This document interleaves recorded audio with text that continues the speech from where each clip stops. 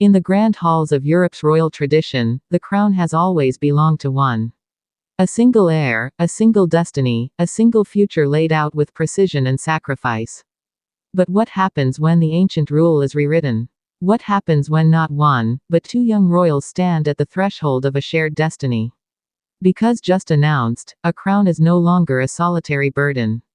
A crown is being shaped for two. And at the very center of this breathtaking revelation are Princess Leonor of Spain and Prince Christian of Denmark. The world expected rivalry. Instead, they are being bound by an alliance that no one saw coming. And tonight, we uncover what this means, not just for them, but for the entire future of monarchy in Europe. This is not a fairy tale. This is a test of love, duty, and power like no other. Let's begin where it all started. Princess Leonor, raised under the watchful eye of King Felipe and Queen Letizia, was never given the luxury of choosing her own life. From birth, she was prepared for one destiny, to be Queen of Spain.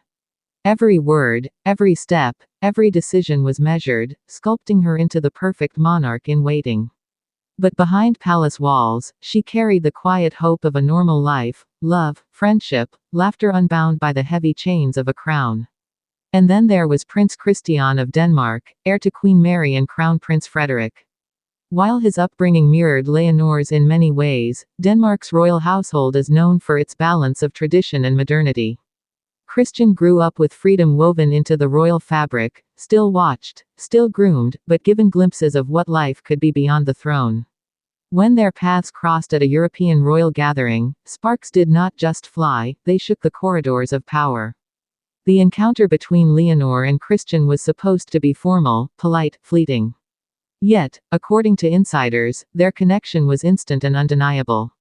They spoke in hushed tones, shared private smiles, and by the end of the evening, whispers began. Could Spain's crown princess and Denmark's crown prince have found something the world never expected?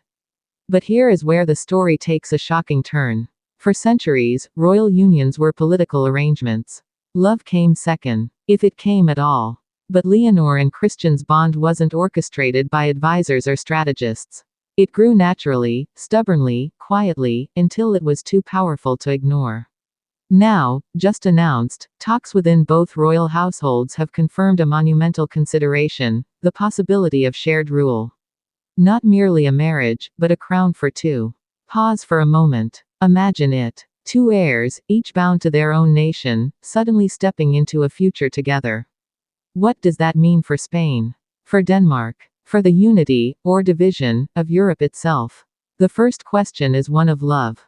Can Leonor and Christian choose each other freely, or will they be forced to sacrifice personal happiness for duty? The second is one of power. Can two monarchs share equal authority, or will history repeat itself, where one must submit to the other?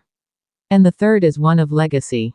If they succeed, they will not only redefine monarchy but also create a blueprint for the future of royal families across the world. But let us not romanticize too quickly. The road ahead is riddled with obstacles. Within Spain, whispers already echo through the political chambers. Some see this as a strengthening of monarchy, uniting bloodlines across